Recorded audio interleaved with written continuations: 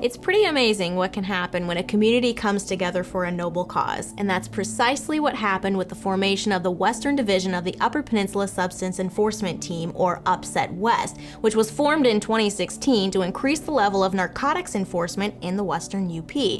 I'm Sarah Blakely, TV6 Morning News co-anchor and your host for the Portage Health Foundation Addiction Series. Today in episode 12, we'll hear from Kevin Storr from the Portage Health Foundation and Houghton City Chief of Police John Donnelly about UPSET West.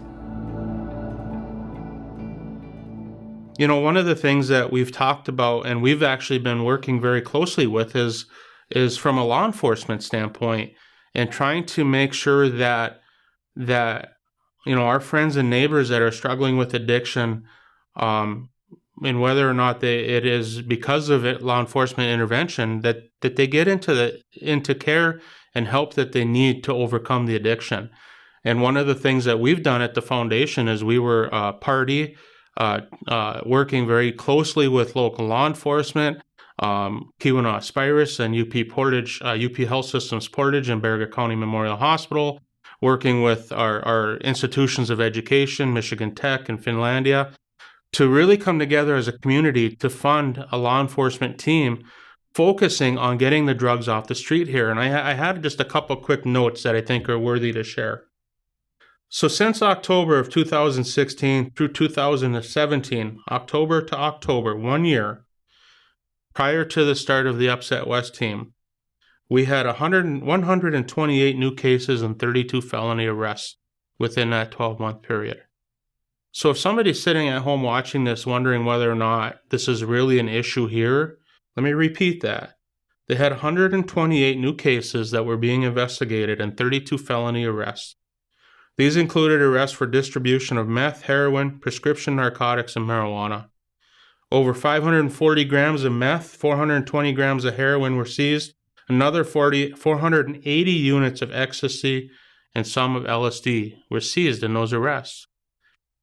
You know, unfortunately, the success of that law enforcement team's efforts clearly demonstrates not only the scope of the problem, but the realness that it exists right here in our community. And we're no different. This is no different. So somebody's saying, well, oh my gosh, the Houghton, Hancock, Baraga, all that area, this is no different. This is no different in Ontonagon. This is no different than the east end of the UP.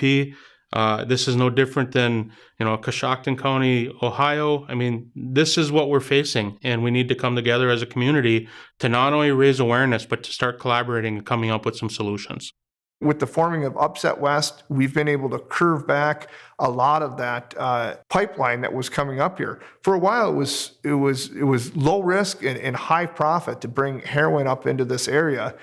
People weren't being arrested for it, and it was you could buy it for in the metropolitan areas and then bring it up here. They were making a huge profits off that. We've tightened things up, and with the higher level of professionalism like UPSET West has brought, we've not only been able to identify some of those suppliers, whereas before we might arrest them and maybe we get a possession charge, now we're actually building cases on them. We're doing cell phone dumps and we're tying them into as far away as the Mexican cartel, and we're able to indict these people federally and get the suppliers out of the equation. And some of them actually we've heard has said, we're not bringing narcotics back up over the Mackinac Bridge because every time we do, we're getting caught. And that's what we want to do. The key would be to have less people get addicted to especially the street drugs like heroin and such like that, and try to push it back to where we can identify them when they're struggling with Vicodin and some of the prescription problems. I think our chances are a lot better at having recovery in the addiction world. Thanks to everyone who helped make UPSET West a possibility and success since its inception in 2016. Our next episode will be our final one. In it, we'll dive into the efforts of the Portage Health Foundation to combat addiction in our community. If you or someone you know is struggling with addiction, know that there are resources available in our community. Dial Help is a great place to start. They have a crisis line 24 hours a day, 7 days a week, based right here in the Copper Country. Just dial 906-482-HELP. text 90635-NEEDS, or chat live with someone at dialhelp.org. If you're in any kind of medical emergency, dial 911 immediately. To learn more about the resources available in our community or to subscribe for email alerts for future episodes, just visit phfgive.org/addiction.